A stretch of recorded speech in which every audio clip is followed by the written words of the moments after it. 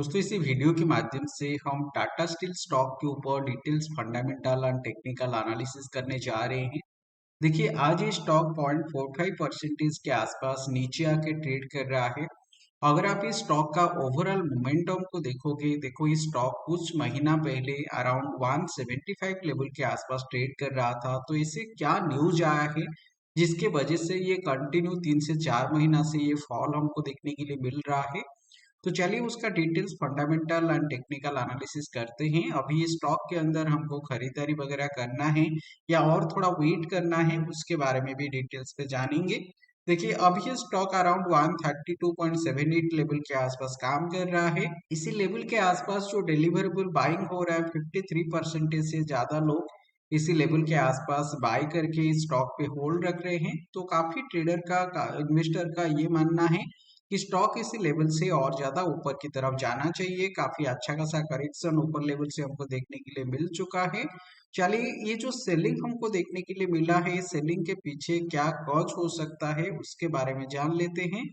इसी लेवल के आसपास देखो मैंने उसका क्वार्टरली रिजल्ट ओपन किया है फंडामेंटल एनालिसिस के लिए। स्क्रीनर साइट के अंदर ये ओपन करके रखा है।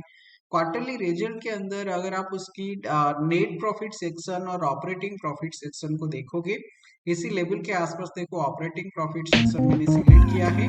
ऑपरेटिंग प्रॉफिट कैसे हम कैलकुलेट करते हैं, जो भी हमारा सेल्स होता है, सेल्स से एक्सपेंसेस जब हम माइनस करते हैं ये ऑपरेटिंग प्रॉफिट निकल के आता है। तो ये लेवल के आसपास देखो जून क्वार्टर के अंदर जो ऑपरेटिंग प्रॉफिट था 6 करोड़ 694 करोड़ के आसपास। लेकिन ये सितंबर का जब रिजल्ट आया ये ऑपरेटिंग प्रॉफिट देखो लगभग 10% के आसपास नीचे आ गया है, 6116 करोड़ के आसपास है। मतलब कंपनी का जो सेल्स है, सेल्स बेसिकली थोड़ा कम हुआ है। तो इसीलिए ये लेवल के आसपास उसका ऑपरेटिंग प्रॉफिट जो है, ऑपरेटिंग प्रॉफिट नीचे की तरफ आया है। और इसी लेवल के आसपास अगर हम उसके नेट प्रॉफिट सेक्शन को देखेंगे, नेट प्रॉफिट देखो ऊपर लेवल से लगभग 20% के आसपास कम आया है। 919 करोड़ के आसपास जून महीना पे था, अभी देखो ये 759 करोड़ के आसपास आ गया है। जिसका डायरेक्ट इम्पैक्ट हमको ये स्टॉक वैल्यू के ऊपर देखने के लिए मिल रहा है। और ये ऊपर लेवल से ये जो सेलिंग हमको देखने के लिए मिल रहा है, इस पे पीछे और क्या कॉज हो सकता है। अगर आप इन्वेस्टर सेक्शन को जाके देखोगे, ये लेवल के आसपास देखो डीआईआई और एफआईआई के पास अच्छा खासा होल्डिंग ये टाटा स्टील स्टॉक का है। लेकिन इसी लेवल के आसपास एक चेंजेस देखने के लिए मिल रहा है, एक बल्क डील देखने के लिए मिल रहा है जो कि सेलिंग के ऊपर है। डीआईआई ने जून महीना पे देखो 23% के आसपास होल्ड रखे थे। तो डीआईआई ये लेवल के आसपास 1% के आसपास उनका जो स्टेक है वो सेल कर दिए हैं। और एफआईआई ने इसी लेवल के आसपास 19.68 जो होल्ड रखे थे ये भी इसी लेवल के आसपास थोड़ा बहुत सेलिंग किए हैं। तो एफआईआई और डीआईआई ऊपर लेवल से थोड़ा बहुत सेलिंग किए हैं, इसीलिए हमको ये ऊपर लेवल से ये सेलिंग प्रेशर देखने के लिए मिल रहा है। लेकिन देखो स्टॉक कितना नीचे की तरफ आ सकता है। अगर आप इसी लेवल के आसपास उसका फिबोनाची प्रोजेक्शन लेवल को और रिट्रेसमेंट लेवल को ड्रॉ करके देखोगे, तो मैंने इसी लेवल के आसपास पहले उसका सपोर्ट लेवल बताने के लिए ये फिबोनाची रिट्रेसमेंट को ड्रॉ करके आपके साथ शेयर कर रहा हूँ। तो इसी लेवल के आसपास मैंने फिबोनाची रिट्रेसमेंट को ड्रॉ कर रहा हूँ। देखो रिट्रेसमेंट लेवल के हिसाब से स्टॉक ऊपर लेवल से आप देखोगे लगभग 50% का करेक्शन ऑलरेडी दे चुका है। देखो स्टॉक अगर फंडामेंटली काफी स्ट्रांग कंपनी होता है, वो जनरली 30 to 40% के आसपास स्टॉक नीचे की तरफ आने के बाद उसका हाई लेवल से उसी लेवल के आसपास सपोर्ट लेके फिर बाउंस बैक कर लेता है। लेकिन ये स्टॉक के अंदर थोड़ा ज्यादा सेलिंग देखने के लिए मिल रहा है, क्योंकि इसी लेवल के आसपास एफआईआई और डीआईआई दोनों सेलिंग कर रहे हैं।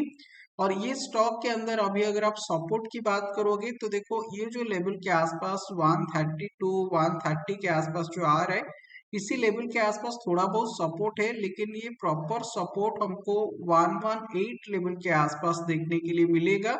ये 118 के आसपास मैं क्यों बोल रहा हूँ कि इसी लेवल के आसपास प्रॉपर सपोर्ट हमको देखने के लिए मिलेगा, क्योंकि ये जो लेवल है ये 61.8% का लेवल आ रहा है, जो कि फिबोनाची रिट्रेसमेंट लेवल के हिसाब से इसको गोल्डन फिबोनाची रेशियो का लेवल भी बोलते हैं। तो इसी लेवल से गोल्डन फिबोनाची रेशियो लेवल के आसपास जनरली मार्केट आने के बाद ऊपर लेवल से उसी लेवल से सपोर्ट लेके फिर पॉजिटिव डायरेक्शन पे मूव इस पे देखने के लिए मिलता है।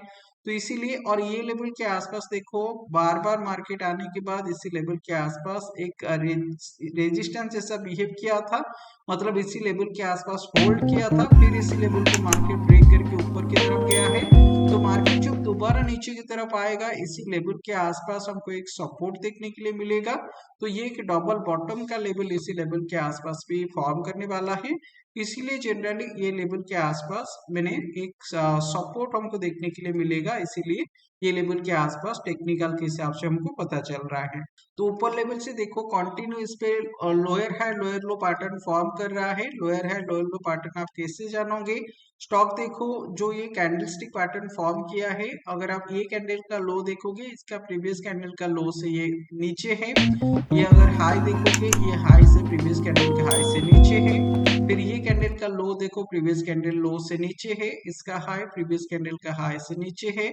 तो इसी की तरह ये मंथली बेसिस पे बड़े टाइम फ्रेम के ऊपर हमको ये लोअर है लोअर लो पैटर्न देखने के लिए मिल रहा है, जो कि स्टॉक को और ज्यादा धीरे धीरे नीचे की तरफ लेके आ रहा है। तो इस स्टॉक के अंदर जो सेलिंग प्रेशर आ रहा है, क्या इसके अंदर प्रॉपर स्ट्रेंथ जनरेट हो रहा है?